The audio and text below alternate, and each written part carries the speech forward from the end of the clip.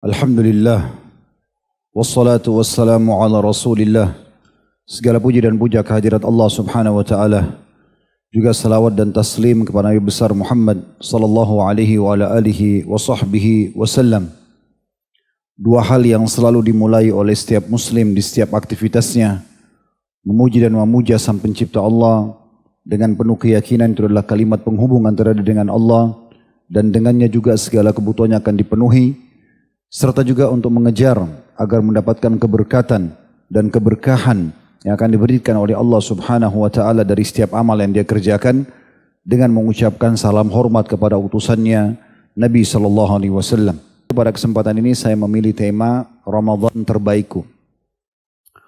Tujuannya tidak lebih agar memberikan motivasi buat diri saya dulu sebagai pemateri dan juga buat teman-teman agar jangan Ramadan yang akan datang ini bila Allah subhanahu wa ta'ala memberikan kita umur berlalu seperti Ramadan-Ramadan yang lalu. Hanya sekedar terlewatkan begitu saja dengan ibadah yang pas-pasan, dengan keikhlasan yang juga butuh penopang agar dia bisa diterima dan sempurna keikhlasannya dengan masih adanya pelanggaran-pelanggaran dan kelalaian. Tapi kita berharap bagaimana Ramadan yang akan datang ini kita termotivasi dan terpicu justru untuk menjadikannya Ramadan terbaik buat kita semuanya. Karena terlalu banyak alasan berhubungan dengan masalah itu. Yang akan kita buka sebelum menyebutkan tentang apa sebenarnya keutamaan Ramadan yang tidak asing buat kita. Satu peringatan yang sangat baik untuk kita semua dan itu diajarkan oleh Nabi SAW. Yaitu bagaimana kita merenung beberapa saat ke depan tentang masalah kematian. Setiap orang di antara kita saudaraku seiman tidak mungkin ada yang kekal di muka bumi ini.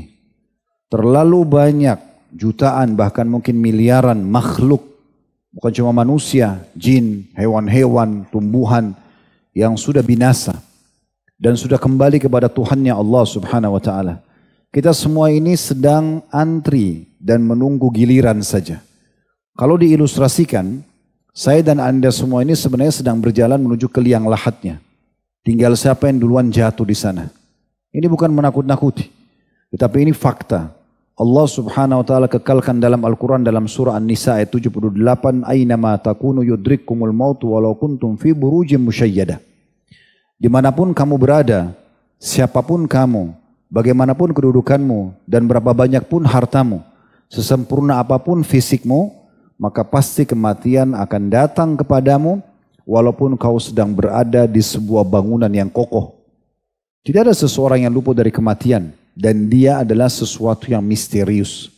Datangnya kita tidak tahu kapan, di mana, wujudnya seperti apa. Tapi dia sebuah fakta yang tidak bisa sama sekali orang mendustakannya. Berapa banyak orang yang sehat meninggal. Orang yang tua meninggal. Yang masih anak-anak meninggal. Laki-laki, perempuan, para pemimpin dan raja. Dan juga masyarakat jelata yang biasa juga sama. Meninggal dunia. Beruntunglah orang yang sadar tentang hal ini. Makanya Nabi SAW mewasiatkan kepada kita semua dari 1400 tahun yang lalu. Akthiru zikra hadhimil ladzat. Perbanyak mengingat sesuatu yang akan memutus semua kenikmatan dunia. Maksudnya kematian. Dan kita akan dengarkan teman-teman sekalian bagaimana nasihat para salafus salih berhubungan dengan masalah ini. Agar ini nanti akan menjadi sebuah pemicu kita menjadikan Ramadan yang akan datang. Semoga Allah panjangkan umur kita dan mendapatkan Ramadan yang banyak. Dengan kesempurnaan iman, ilmu, amal saleh, keikhlasan.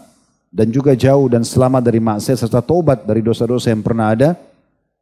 Allahumma amin. Maka kita harusnya mengingat semua kalau kita akan meninggal dunia. Terlalu banyak orang mungkin Ramadan yang lalu bersama kita tapi sudah wafat.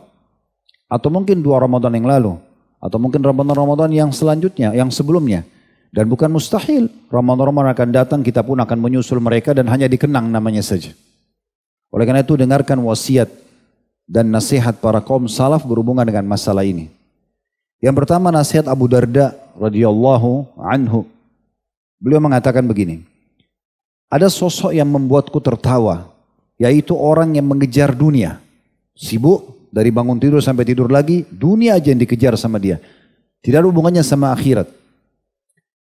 Sementara kematian senantiasa siap menghampirinya.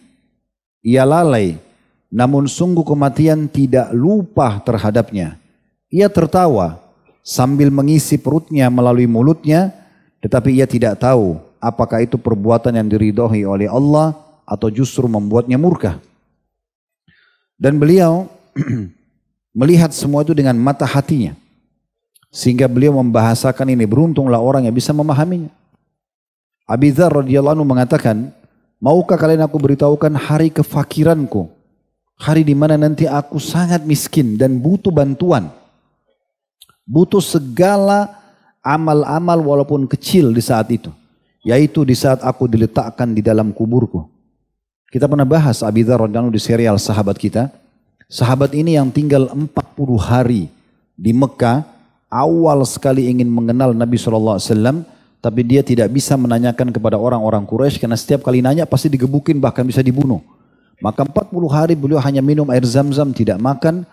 Dan dari situlah keluar hadis Nabi SAW kalau Zam-Zam adalah minuman sekaligus makanan yang mengenyangkan. Beliau hanya untuk menunggu dengan bertemu dengan Nabi SAW, dan akhirnya ketemu dengan Ali radhiyallahu anhu, dan akhirnya dipertemukan dengan Nabi SAW dan beliau syahadat.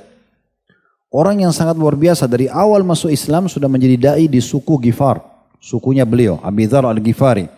Sukunya terkenal perampok. Ya, maka beliau berhasil memasuk Islamkan setengah sukunya pada saat beliau datang mendatangi Nabi SAW setelah Nabi SAW hijrah di Madinah.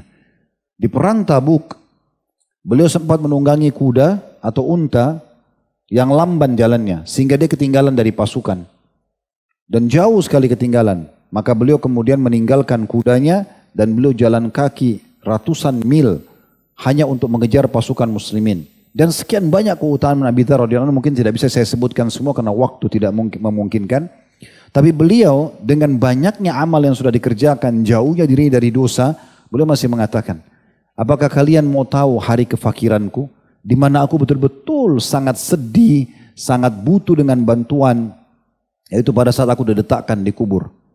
Lihat bagaimana Abi Darda, Abi Dzar radhiyallahu anhum, mereka menyadarkan diri mereka sendiri kalau satu waktu akan meninggal dunia, dan harus selalu tiap hari sadar dengan masalah ini, supaya pada saat mati datang kita bisa berkata seperti yang dikatakan oleh Bilal radhiyallahu anhu.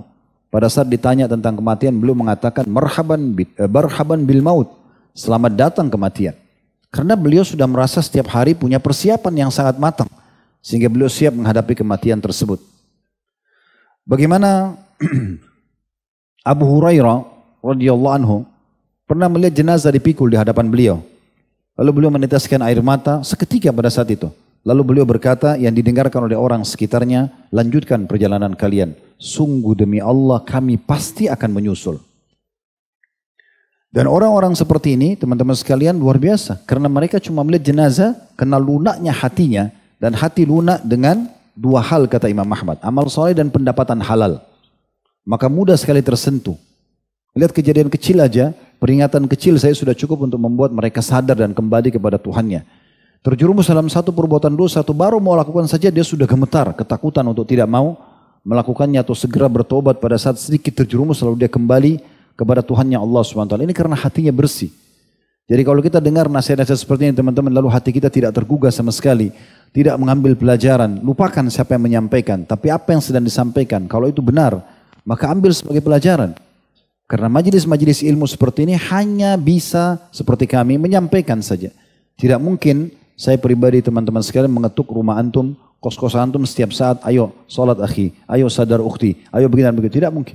Semua kami hanya datang menggunakan mikrofon, pengeras suara, sampaikan. Beruntunglah orang yang engah dan sadar dengan masalah ini.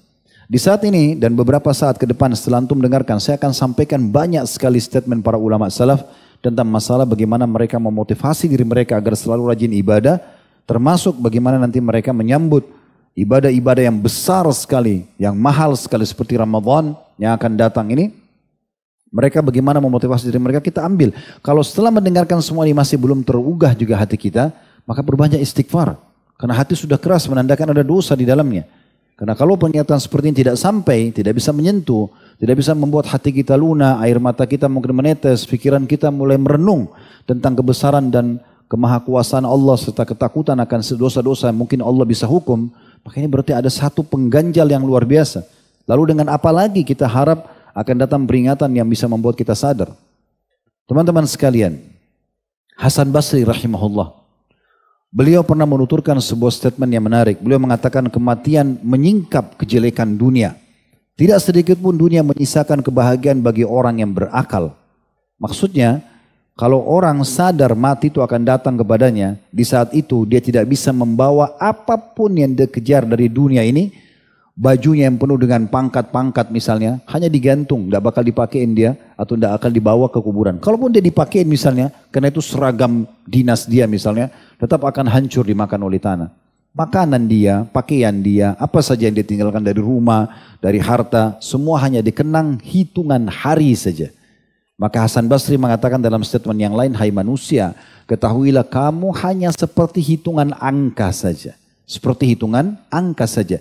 Setiap satu hari berlalu, maka angkamu berkurang satu. Artinya kamu akan segera menghabisi angka-angka yang sudah ditentukan oleh Allah subhanahu wa ta'ala.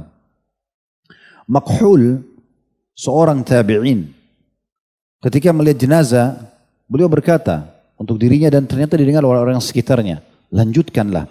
Sungguh kami pun sedang berjalan untuk menyusul sebuah nasihat, maksudnya jenazah ini, yang sangat mengenah lagi singkat.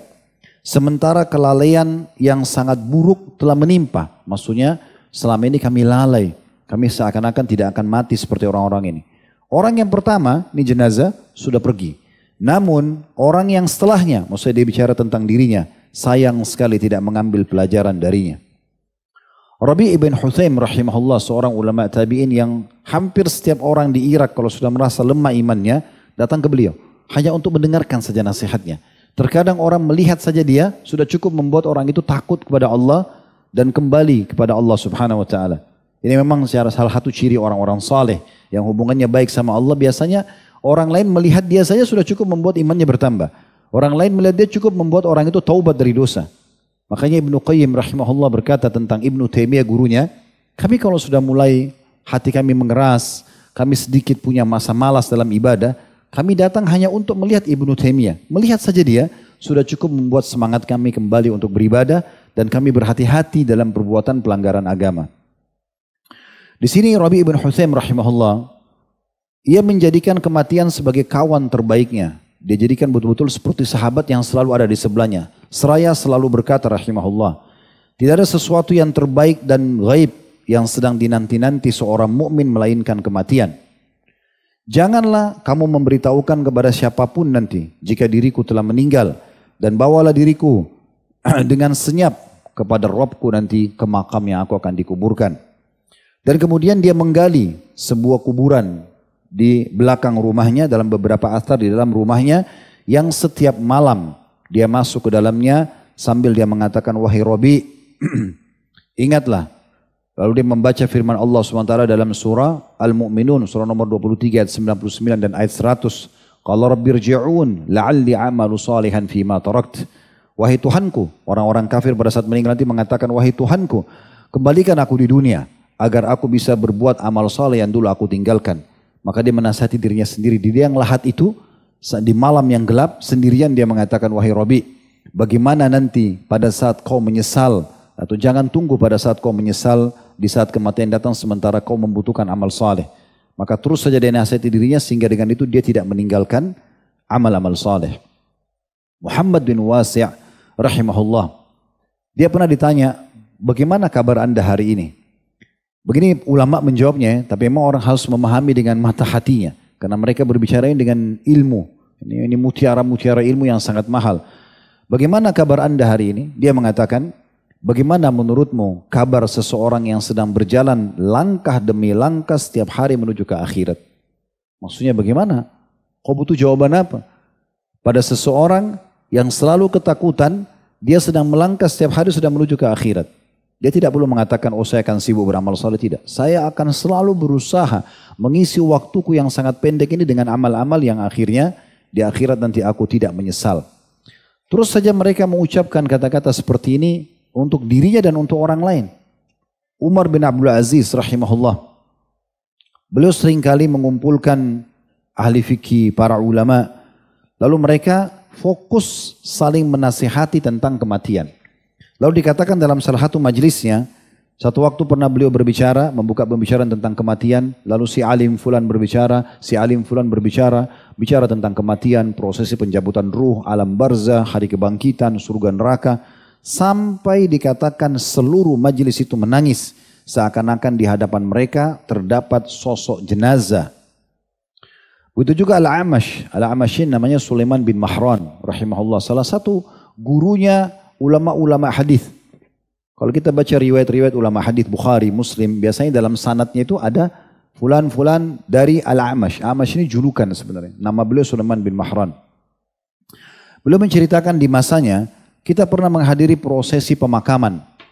Dan kita atau kami tidak mengetahui siapa sebenarnya keluarga yang ditinggal oleh mayit. Karena saking sedihnya seluruh manusia yang hadir pada saat itu. Jadi mereka betul-betul meresapi tentang orang mati ini, langsung diambil pelajaran. Bukan mungkin seperti kita biasa lihat jenazah lewat, ambulan lewat, orang mati, ya udah selesai. Begitu aja. Tetap aja dia telepon dengan maksiatnya, tetap aja tontonannya berjalan yang maksiatnya, tetap aja lisannya masih berdusta, tetap aja transaksi ribanya masih jalan. Seakan-akan mati itu tidak jadi peringatan buat dia. Ini luar biasa nih. Hatinya sudah keras. Gitu. Harusnya orang-orang yang hatinya lunak itu lihat begitu saya sudah langsung diambil pelajaran. Apalagi kalau sampai lebih daripada itu, kayak kejadian besar, gempa, bencana, banjir, itu kalau kaum salafus saleh itu luar biasa. Abdullah bin Mas'ud radhiyallahu anhu pernah mendengar guntur saja. Guntur waktu dia lagi ada di Kufah. Kita sering dengar guntur musim hujan. Maka beliau mengatakan sambil meneteskan air mata, sungguh ini peringatan keras dari Allah di atas langit sana kepada penduduk bumi. Maksudnya ini hati-hati, suara guntur begitu keras menggelegar, ini bukan sembarangan. Berarti ada sesuatu yang salah di muka bumi yang harusnya diperbaiki. Thabit al-Bunani rahimahullah pernah bertutur, dahulu kami pernah menghadiri proses pemakaman. Kita tidak melihat siapapun melainkan semua orang menutup setengah wajahnya karena menangis. Dan ini sesuai dengan yang disunnahkan oleh Nabi SAW. Dalam sebuah riwayat Bukhari, pernah Nabi SAW lihat jenazah sahabat dimakamkan. Begitu digali kuburannya lalu diturunkan, Nabi SAW datang merapat di situ. Begitu melihat liang lahat itu, Nabi SAW lagi berdiri tiba-tiba tunduk dan menopang diri beliau dengan lutut beliau. Jadi bukan duduk sampai ke bawah tapi lututnya yang turun ke bawah. Lalu beliau tundukkan kepala sambil meneteskan air mata. Karena waktu itu musim panas, pasir di bawah Nabi SAW itu tertetes dengan air mata beliau yang banyak. Lalu beliau mengatakan, dalam atau keadaan seperti inilah kita harus menangis dan punya persiapan. Jadi Nabi SAW selalu ingatkan dan ini dipraktikkan oleh para kaum salaf. Selalu pembicara mereka tidak pernah luput dari masalah kematian. Hati-hati, dia ingatkan diri dan juga ingatkan orang di sekitarnya. Oleh karena itu teman-teman, mengingat kematian ini satu hal yang luar biasa. Sering dengar putar-putar terus ceramah, ulang-ulangin ceramah tentang kematian, pencabutan ruh, nanti di dalam alam kubur, siksa kubur, ya. Perhatikan, baca semua itu. Ada tulisan Ibnu Rajab rahimahullah. Saya pernah lihat sudah diterjemahkan dalam bahasa Indonesia. Waktu itu beberapa tahun lalu saya lihat judulnya 559 kisah nyata alam barzah. Tulisannya Ibnu Rajab, tapi saya tidak tahu penerbitnya siapa. Cuma saya pernah lihat buku itu dan itu buku sangat bagus. Ratusan kisah tentang kisah-kisah nyata orang-orang soleh yang dikubur di masa dulu. Di Irak, ya, di wilayah-wilayah yang para salafus soleh hidup dulu. Dan ratusan kisah tentang orang-orang yang disiksa di alam kubur. Kita perlu baca, dengar, lihat. Supaya menyadarkan diri kita. Selalu dengar ceramah teman-teman sekalian. Tentang surga, tentang neraka. Supaya menambah iman kita dan selalu semangat untuk mengerjakan amal soleh. Dan jauh dari kelalaian. Karena kelalaian ini tidak ada manfaatnya sama sekali. Hanya membuat kita jauh dari Allah. Jauh dari rezeki yang Allah janjikan di dunia. Karena dosa akan menjauhkan dari rezeki. Di akhirat kita akan menyesal. Kita akan menyesal. Salah satu dari 3 golongan yang menyesal hari kiamat. Golongan pertama adalah orang kafir, munafik dan musyrik yang kekal di api neraka. Ini abadi penyesalan mereka. Yang kedua adalah orang-orang ahli maksiat dan dosanya lebih berat daripada amal solehnya. Menyesal juga karena masuk neraka dulu walaupun nanti masuk surga. Yang ketiga adalah orang-orang beriman yang masuk surga. Yang sebenarnya di dunia dia punya peluang untuk meraih derajat-derajat tinggi di surga tapi dia lalai. Nanti dia sadari selama masuk surga. Oh, dulu saya hanya kena duduk nongkrong sama teman saya. Andai saja saat itu saya berzikir. Atau saya misalnya membicarakan nasihat. Atau saya misalnya hadir majelis ilmu. Atau saya silaturahmi keluarga. Derajat saya ke sana loh. Tapi sudah gak bisa diperbaikin. Penyesalan. Itu hanya kelalaian biasa. Mungkin perbuatan mubah yang antum tinggalkan. Bagaimana dengan orang yang mengkalikan kewajiban. Dan seterusnya. Kemudian... Diriwayatkan dari Abbas bin Hamzah rahimahullah, beliau berkata, aku pernah mendengar Zannun al-Misri, ini salah satu juga ulama rahimahullah, saat berada di tengah-tengah muridnya dia memberikan nasihat, jadikanlah kematian sebagai bantal kalian ketika tidur. Dan bayangkan seolah-olah ia di depan mata kalian saat terbangun. Bersikaplah seakan-akan diri kalian tidak membutuhkan dunia dan sangat membutuhkan akhirat. Ya. Ini kejadian Gaza ini selalu ambil pelajaran teman-teman. Saya sarankan, ini saran saya. Kalau lagi ada cuplikan antum buka Instagram, buka Facebook, jangan di skip. Nonton itu. Lihat bagaimana kejadian mereka. Betul-betul Allah berikan pelajaran kepada kita. Kalau kita menggunakan iman dalam hati, bagaimana hinanya dunia itu. Bangunan bisa hilang, nyawa bisa melayang gitu kan. Dengan mudahnya gitu. Semua itu bisa hilang. Itu bisa hilang. Mungkin dengan ini juga Allah memberikan istidraj kepada orang-orang Yahudi. Allah tambahkan dosa-dosa buat mereka yang akan menambah siksaan mereka. Itu bukan mustahil. Karena kalau nikmat menimpa pada seorang hamba sementara dia bermaksiat kepada Allah kayak mereka lakukan kezaliman ini, maka berarti itu adalah tahapan siksaan di mana Allah ingin menambahkan siksaan di atas siksaan mereka. Ya, kan? Tapi hinanya dunia. Begitu sebentar dan Allah berikan kesadaran mereka, tidak usah cintain dunia, toh kehidupan kalian akhirat. Dan betul-betul itu terlahirkan dalam diri mereka. Sayang kalau kita tidak ambil pelajaran dari kejadian seperti ini. Kemudian Aun bin Abdullah rahimahullah berkata, betapa banyak orang yang menjalani hari yang pertama kayak tadi kita ada pagi hari, tapi tidak sampai pada akhir hari itu. Dia sehat, dia kuat, dia tidak sadar, tidur udah gak bangun. Dan ada berapa banyak orang yang menunggu esok hari, namun tidak sampai pada esok hari. Sekiranya kalian mampu melihat ajal dan bagaimana ia berjalan menuju kalian, niscaya kalian benar-benar akan membenci angan-angan dan tipu dayanya. Abdirrabb rahimahullah berkata kepada Makhul, ini seorang ulama. Makhul seorang tabi'in, dua-duanya tabi'in, tapi ini ulama seorang alim menasihati alim yang lain. Abu Abdirrabbi rahimahullah berkata begini kepada Makhul, wahai Abu Abdillah. Makhul punya anak pertama namanya Abdullah, dipanggil Abu Abdillah. Apakah anda menginginkan surga? Kata-kata Makhul menjawab, siapa yang tidak menginginkan surga? Kata Abu Abdirrabbi rahimahullah semua, kalau begitu cintailah kematian. Jadikan sebagai fikiranmu setiap saat. Kalau kau akan menuju kepada kematian tersebut. Sehingga semua perbuatanmu, perkataanmu, sikapmu akan memiliki persiapan untuk kematian tersebut. Karena dirimu tidak akan pernah melihat surga kecuali setelah mati nanti. Orang-orang terdahulu teman-teman sekalian, banyak sekali mereka saling mengingatkan satu sama yang lain. Seorang penasihat khalifah yang masyhur, Raja bin Haywa rahimahullah. Raja bin Haywa ini beliau yang menjadi penasihatnya Sulaiman bin Marwan, kemudian juga dialah yang menjadi penyebab Umar bin Abdul Aziz menjadi khalifah. Ya, itu punya kisah panjang. Yang penting dia seorang alim yang luar biasa. Pernah mengatakan apabila seorang hamba mengingat kematian, niscaya akan meninggalkan perbuatan hasad dan bersenang-senang.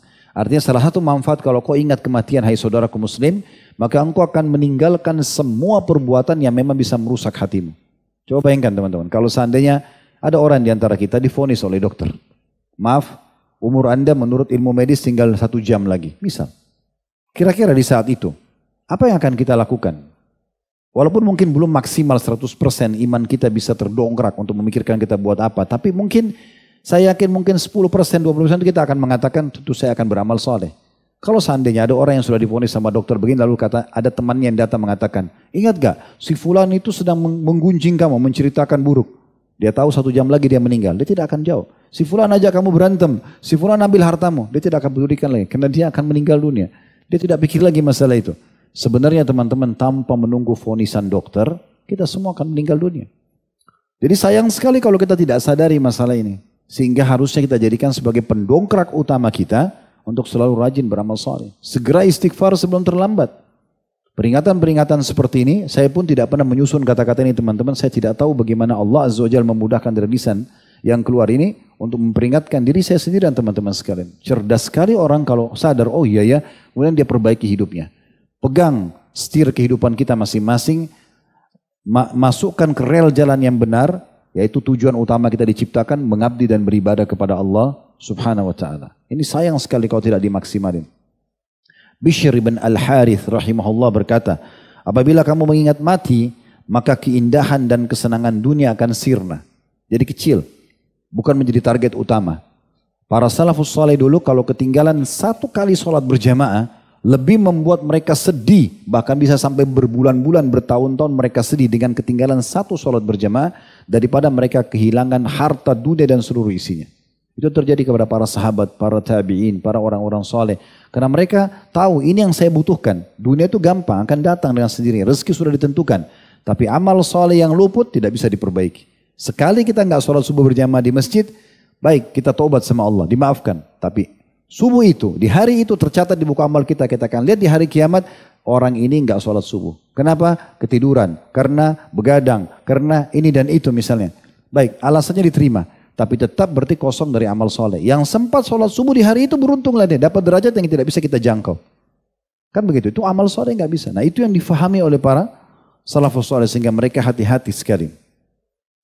Ibrahim At-Taimi rahimahullah berkata, ada dua perkara yang akan mengikis kenikmatan dunia dariku. Maksudnya ada, alhamdulillah. Tidak ada nggak jadi masalah. Orang yang pikirkan kematian dan akhirat, dia mau makan sesuatu. Datang ke restorannya sudah habis, tidak masalah, makan yang lain. Mau beli baju nggak dapat, dia sudah beli baju yang lain. Karena dunia dianggap kecil sama dia. Beliau mengatakan, ya kalau orang mengingat kematian, atau ada dua perkara yang akan mengikis kenikmatan dunia dariku, mengingat mati dan sadar, menyadarkan diri akan berdiri di hadapan Allah subhanahu wa ta'ala. Ka'ab al-Ahbar rahimahullah berkata, barang siapa yang memahami kematian, maka segala musibah dan kesedihan dunia akan terasa ringan. Sampai ingat kematian, maka semua urusan dunia jadi kecil buat dia. Toh saya juga akan mati. Kalau ada hak kita sama orang lain, maka kita tahu dan yakin setelah mati kita akan ambil hak kita. Itu keyakinan seorang muslim. Kalau kita zalimi orang lain dengan ingat kematian, kita jadi hati-hati, kita jadi minta maaf. Lebih baik sekarang tebal muka, maafin saya salah, kembalikan haknya orang daripada nanti di akhirat dibayar dengan ibadah. Itu manfaat yang besar orang kalau ingat kematian. Kemudian juga suatu hari Amr bin As rahimahullah. Ya. Ini cara salafus saleh begitu tersentuh mereka langsung ya action selalu bergerak kepada hal-hal yang baik. Pernah satu waktu Amr bin As melihat sebuah makam kuburan. Begitu lihat berapa detik saja tiba-tiba beliau cari satu tempat di pinggir jalan lalu beliau sholat. Beberapa muridnya teman-temannya dari tabi'in mengatakan belum pernah Anda lakukan perbuatan seperti ini. Beritahukan kami kenapa tiba-tiba Anda sholat. Selama kami temani Anda selama hidup ini, belum pernah kami lihat Anda sholat di pinggir jalan. Maka beliau mengatakan, aku pada saat lihat kuburan itu, tiba-tiba aku teringat dengan ahli kubur, serta sesuatu yang menghalangi mereka. Maka aku ingin beribadah kepada Allah dengan sholat. Maksudnya, aku tahu ini. Sekarang aku enggak, kalau orang-orang di kuburan ini, sebenarnya mereka berharap bisa hidup dan bisa beramal soleh. Dan sekarang saya masih hidup punya kesempatan, maka saya sholat. Karena sholat adalah amal yang paling mulia. Saya langsung eksekusi untuk mengerjakan sholat. Ini juga pernah terjadi kepada Hasan Basri rahimahullah. Di mana beliau pernah melihat jenazah kemudian beliau langsung berzikir kepada Allah subhanahu wa ta'ala. Seorang anak muda bertanya kepadanya, kenapa Anda berzikir wahai imam? Maka beliau mengatakan, karena yang sedang kita pikul ini sudah tidak bisa berzikir lagi. Maka berzikirlah wahai anak muda. Jadi begitu mereka luar biasa saling mengingatkan satu sama yang lain. Sufyan ats-Tsauri rahimahullah, pada saat beliau sedang sakit dan menjelang kematiannya, ini ulama terkenal, Sufyan ats-Tsauri seorang tabi'in yang terkenal sajjad, suka sekali sujud. Ya. Beliau itu kalau sujud kepada Allah SWT luar biasa, tidak mengangkat kepalanya sama sekali sampai semua hajatnya sudah dituangkan kepada Tuhannya Allah Subhanahu Wa Taala. Lalu ada seorang laki-laki yang menyampaikan sebuah hadis yang membuatnya takjub. Kisah ini sebenarnya dan beberapa kisah ke depannya akan kami sampaikan. Bagaimana para salafus saleh, mereka tuh kalau walaupun mereka sudah mau mati, maka mereka coba kalau masih ada faedah yang bisa didapatkan mereka segera raih. Tadi Amr bin As langsung sholat misalnya, Hasan Basri langsung berzikir begitu lihat jenazah. Jadi mereka seperti itu. Nah pernah Sufyan ats-Tsauri pas dia lagi ranjang kematiannya ada orang datang melihat beberapa orang menjenguknya. Ada satu orang sebutin hadis, yang hadis ini Sufyan ats-Tsauri belum pernah dengar dan dia takjub. Dalam kondisi dia sangat lemah, dia sempat berdiri kemudian mengorek di bagian ranjangnya dikeluarkan beberapa alat tulis. Di masa itu masih sangat sederhana. Disebutkan dalam kisah ini papan. Dengan pena Lalu beliau menulis, mengatakan pada orang tersebut, ulangi hadis tadi yang kau sebutkan. Aku ingin menulisnya. Pada saat dia lagi pegang dalam kondisi dia gemetar karena suruh sangat lemah. Dan setelah ini memang dia meninggal. Maka orang-orang mengatakan, dalam kondisi ini Anda masih sempat menulis? Kata Sufyan, sungguh ini sebuah kebaikan. Jika aku telah tetap hidup setelah ini tidak mati, maka aku telah mendengar kebaikan. Dan bila aku mati pun, maka aku telah menulis suatu kebaikan. Kalau aku kerjakan ini sekarang, dan aku masih hidup, kebaikan. Aku masih bisa hafal, bisa ajarin ke orang. Kalau aku meninggal, aku telah tulis kebaikan dan bisa dinukil untuk diambil manfaatnya oleh orang lain. Al-Qadi Ibrahim bin Jarrah Al-Kufi rahimahullah meriwayatkan sebuah kejadian yang menarik dari gurunya Imam Abu Yusuf Al-Qadi. Al-Qadi Ibrahim mengatakan suatu hari Abu Yusuf menderita sakit. Lalu aku datang menjenguknya. Ternyata ia sedang pingsan. Setelah sadar, ia berkata kepadaku, wahai Ibrahim, apa pendapatmu mengenai suatu masalah? Lalu muridnya berkata, dalam kondisi seperti ini Anda masih mengajak diskusi. Ini dia sudah diranjang kematian, sudah sangat lemas gitu kan. Dan akan meninggal dunia. Maka gurunya mengatakan tidak masalah. Kita mempelajarinya. Barangkali seseorang bisa selamat dari kesalahan setelah kita diskusikan menjadi ilmu yang dinukil, orang bisa selamat dari kesalahan. Lantas ia pun melanjutkan mengatakan, wahai Ibrahim, manakah yang lebih utama? Dia tanya muridnya. Antara melempar jumroh saat manasik haji ini sambil berjalan atau naik kendaraan. Lontar jumroh di musim haji, mana lebih afdal? Jalan kaki ngelempar atau naik kendaraan. Zaman itu orang pakai unta atau kuda. Sambil di kendaraan lempar gitu. Dia tanya muridnya sebagai diskusi ilmiah. Maka muridnya menjawab, sambil naik kendaraan. Maka Abu Yusuf mengatakan, kamu keliru. Lalu muridnya mengatakan, sambil berjalan kalau begitu. Kata gurunya, kamu juga salah. Maka muridnya mengatakan, mohon berikan kepadaku jawabannya. Ini gurunya sudah mau meninggal ini. Dan nanti kita dengar di akhir cerita, setelah mengajarkan muridnya meninggal dunia beliau. Abu Yusuf ini meninggal, rahimahullah. Maka muridnya mengatakan, mohon jawabannya, semoga Allah meridhai Anda. Maka Abu Yusuf mengatakan, adapun bagi orang yang berhenti untuk berdoa di sana, ini sebenarnya masalah kecil sekali ya. Cuma mana lebih afdal antara, yang penting jumrohnya kan wajib. Tapi jalan kaki atau berkendaraan. Ini sebuah hukum fikih yang sebenarnya sederhana sekali, tapi mungkin bisa terselip pahala di situ. Dia mengatakan kalau ada orang berhenti untuk berdoa pada saat jumrah, maka sebaiknya yang melempar jumrah sambil berjalan. Kalau niatnya mau berhenti berdoa, maka dia sambil jalan, itu lebih afdal. Sedangkan bagi yang tidak ingin berhenti di sana, dia cuma jumrah langsung jalan, maka lebih utama dia melempar sambil naik kendaraan. Kemudian kata muridnya, jazakallahu khair. Kemudian muridnya bilang, aku pun pamit keluar. Pada saat aku tiba di pintu rumahnya, terdengar teriakan keras dari keluarganya karena ia telah meninggal dunia. Jadi di akhir hidupnya masih mendiskusikan masalah ilmu. Ya. Jadi teman-teman, mulai detik ini, jangan pernah ada detik hidup antum berlalu tanpa ada hal yang bermanfaat. Walaupun itu mungkin kecil di mata kita. Karena bisa saja itu amal terakhir. Daripada kita isi dengan hal yang buruk. Atau minimal hal yang buang-buang waktu. Tidak ada manfaatnya. Seorang faqih Abul Hasan Ali bin Isa rahimahullah meriwayatkan bahwasanya ia pernah menemui Abu Rayhan Al-Biruni. Saat itu sedang mengalami sakaratil maut, nafasnya sudah terengah-engah. Abu Rayhan Al-Biruni sudah terengah-engah, seorang ulama gitu kan. Dan nafasnya terengah-engah seakan-akan hampir akan keluar. Lantas pada kondisi tersebut, maksudnya sakaratil maut, Al-Biruni berkata, apa pendapatmu suatu hari kelak mengenai pembagian warisan nenek-nenek dari pihak ibu? Diajak temannya diskusi tentang hukum warisan. Lalu dia juga bertanya tentang beberapa hukum berhubungan dengan warisan itu. Lalu Abul Hasan temannya ini seorang alim juga menjawab. Aku pun menjawab apa yang dia tanya karena melihat kondisinya yang kesian gitu kan. Lalu ia berkata kepadaku, Anda dalam kondisi seperti ini. Ya. Dia mengatakan, aku ya, dalam kondisi seperti ini akan meninggalkan dunia. Jauh lebih aku sukai dalam kondisi mengetahui masalah ini daripada aku tidak mengetahuinya. Sementara dunia juga ini akan tetap ditinggalkan dalam kondisi aku tahu atau tidak tahu. Kemudian beberapa saat saja setelah itu dia pun meninggal dunia. Dan sekian banyak sebenarnya Ya, nasihat-nasihat yang bisa kita ambil dari kaum salafus saleh tentang masalah kematian. Nah, saya ingin sampaikan teman-teman sekalian, berhubungan ini sebenarnya awalnya ya, pemicunya, dan kita ingin kembali mengingatkan kalau di depan mata kita ini ada hari-hari terbaik.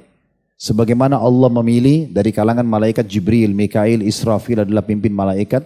Allah memilih dari kalangan manusia, dipilihlah Nabi Muhammad SAW dan Nabi-Nabi Ulul Azm, Nabi Nuh, Ibrahim, Musa, Isa alaihissalam sebagai pemimpin manusia. Kemudian juga dari tempat Allah memilih adanya Mekah dan Madinah, dilipat gandakan surat sana, maka Allah juga memilih Ramadan ini, teman-teman sekalian, sebagai waktu yang terbaik. Tinggal berapa hari saja. Jangan sia-siakan, maksimalkan ini. Buka hati kita teman-teman sekalian selapang-lapangnya, mohon kepada Allah diisikan rasa rindu, rasa iman, ilmu yang cukup untuk menerima dan menghadapi Ramadan. Itu yang terjadi pada saat salafus saleh menghadapi Ramadan dan menyambutnya. Dan Nabi SAW sudah menyebutkan di dalam hadis yang sangat masyhur, ya, pada saat memang Ramadan akan datang, beliau mengingatkan semua sahabat dan juga dinukil, ya, untuk kita umatnya, perkataan beliau yang sangat masyhur, sesungguhnya telah datang kepada kalian Ramadan, bulan yang penuh dengan berkah, bulan yang penuh dengan berkah, di mana di bulan ini Allah Subhanahu wa taala melihat persaingan kalian dalam ibadah kalian. Maka perlihatkanlah yang terbaik dari diri kalian sendiri. Saya simpulkan, mungkin panjang ini kalau mau dijelaskan, tetapi teman-teman sekalian, Ramadan memiliki banyak sekali keutamaan yang tidak boleh luput dari kita dan tidak ada di bulan lain. Yang pertama, bulan diturunkannya Al-Quran. Berarti memang Ramadan dijadikan bulan untuk Al-Quran. Saatnya antum buka, baca, tadaburi, khatam, tadaburi, hafal sebagian ayat-ayatnya, perhatikan dalam kehidupan. Sebagian salafus saleh ada yang menutup usahanya Ramadan karena ingin membaca Al-Quran. Sebagian mereka menutup pengajiannya karena ingin membaca Al-Quran. Jadi pokoknya baca saja terus Al-Quran tersebut karena dia akan menjadi saksi pada hari kiamat. Kata Nabi SAW, ya, baca Al-Quran karena dia akan menjadi penolong bagi pembacanya hari kiamat, dan Ramadan adalah bulan untuk Al-Quran. Disebutkan dalam hadis yang sahih, kata Jabir radhiyallahu anhu, bahwasanya Nabi SAW adalah manusia yang paling dermawan, dan beliau paling dermawan di saat tiba Ramadan, di mana Jibril alaihissalam datang kepada beliau dan mengajarkan kepadanya Al-Quran, dan itu terjadi di setiap malamnya. Kemudian juga dia adalah bulan yang terbaik dari ibadah. Puasa yang kita kerjakan teman-teman sekalian bukan penyiksaan, tapi ini adalah bulan training. Ini training sebenarnya. 11 bulan kita pakai tubuh kita ini untuk makan, minum, pedas, dingin, panas, ya, asin dan segala macam, maka butuh diistirahatkan. Kalau badan kita ini mesin sudah rusak, gitu kan. Maka dengan Ramadan sebulan penuh kita diterapi kesehatan. Dan alhamdulillah di masa kita sekarang makin canggih teknologi, makin luas ilmu pengetahuan, makin dipuji puasa itu sebagai satu training yang sangat baik. Kita umat Islam sudah punya program puasa sunnah dan puasa wajib. Nah, ini saatnya kita lagi sehat. Jangan nodai ibadah puasa kita ini justru dengan kita, ya, melampiaskan pada saat buka puasa dan sahur dengan balas dendam. Malah makan banyak, malah minum banyak. Nabi SAW sudah bahasakan, sebaik-baik makanan buka puasa dan sahur bagi seorang muslim adalah kurma. Nabi gak bilang daging, Nabi gak bilang roti. Walaupun boleh, tetapi Nabi SAW mengingatkan kepada kita, coba makan ini buah yang terbaik. Lalu kemudian juga makan yang lainnya. Kalau azan teman-teman sekalian, segera minum. Dikatakan dalam hadis yang sahih, Nabi SAW berbuka puasa dengan rutab. Rutab itu kayak kurma basah atau kurma muda. Kalau tidak ada dengan kurma kering. Kalau tidak ada baru kemudian beliau meneguk beberapa teguk air. Lalu sholat maghrib. Setelah itu baru kembali untuk makan makanan yang kita harapkan. Jangan begitu azan sudah makan yang berat. Sehingga akhirnya memberatkan kita untuk sholat maghrib. Sayang sekali. Jadi ikan paus yang sangat besar sholat maghrib luput dari kita. Ramadan bulan pengampunan. Dibersihkan semua dosa-dosa. Kata Nabi SAW, Ramadan ke Ramadan yang akan datang adalah pembersihan dosa di antaranya. Ramadan bulan yang penuh dengan berkah dan rahmat. Maksudnya semua dicukupi oleh Allah SWT. Waktu kita panjang untuk beraktivitas yang biasa kita habisin siang hari, makan 2-3 jam, pergi cari restoran, istirahat dari kantor. Hilang semua itu dan jadi panjang waktu untuk aktivitas. Dan tidak boleh Ramadan membuat kita menjadi lemah. Karena awal disyariatkannya Ramadan tahun 2 Hijriah. Ya. Itu pada saat itu juga diperintahkan untuk perang Badr. Dan mayoritas sahabat berpuasa pada saat mereka sedang berperang. Jadi puasa tidak membuat seseorang muslim itu justru lemah. Ramadan satu-satunya bulan yang dibuka semua pintu surga. Pendaftaran. Kata Nabi SAW, kalau tiba Ramadan terbuka semua pintu surga. Dibuka pendaftarannya. Seperti kalau antum mau masuk di satu kampus, mengkuliah, ditulis pendaftaran. Pendaftaran 1 Januari sampai 31 Januari. Itu pendaftarannya. Kalau antum daftar di waktu itu, besar kemungkinan diterima. Kalau mendaftar bulan Februari, mungkin bisa diterima, tapi tidak sebesar peluang kalau di waktu itu. Nah, Ramadan dibuka pintu-pintu surga. Saya pendaftaran dibuka. Dan ditutup pintu-pintu neraka. Serta juga semua syaitan-syaitan yang jahat dibelenggu. Yang biasa membuat kita tersesat, lagi dibelenggu. Kalau ada yang mengatakan, Ustaz, kalau Ramadan syaitan dibelenggu, kenapa masih ada manusia yang berbuat dosa? Ini luar biasa, karena lemahnya imannya dan besarnya keinginan dia untuk selalu memenuhi hawa nafsunya. Ini yang terjadi pada iblis. Kita tahu iblis yang menggoda manusia kan? Tapi siapa yang menggoda iblis pada saat dia tidak mau sujud kepada Adam? Hawa nafsunya. Waktu itu belum ada diistilahkan, ya, yang goda iblis siapa, tidak ada. Karena iblis dianggap penggoda Nabi Adam dan penggoda semua manusia setelah itu. Kan gitu. Kemudian juga bulan Ramadan terkabulkannya doa. Kata Nabi SAW sangat jarang ditolak doa pada saat orang sedang puasa. Nah, itu terjadi pada saat sepanjang kita puasa dan juga menjelang buka puasa.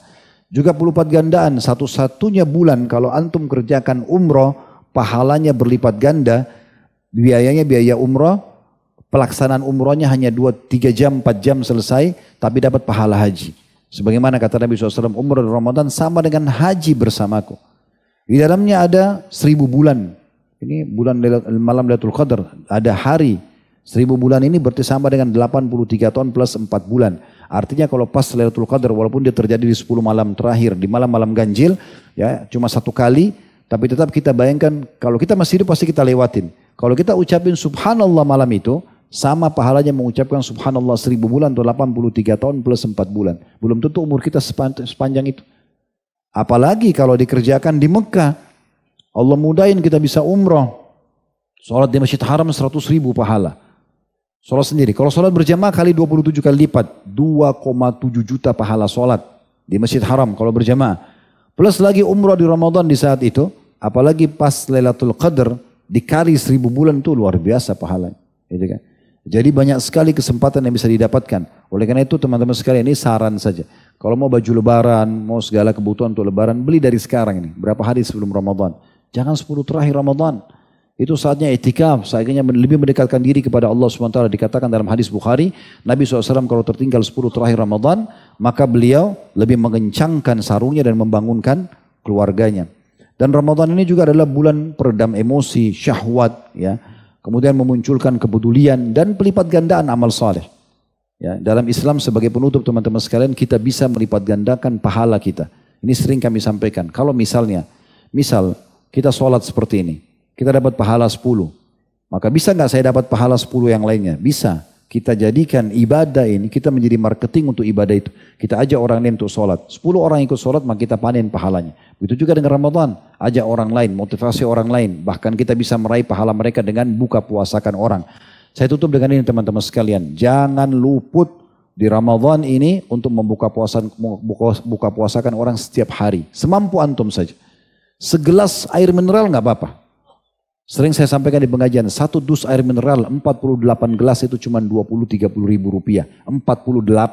Kalau itu saja satu antum bisa beli, kasih di masjid atau musola dekat rumah atau bagiin orang di jalan.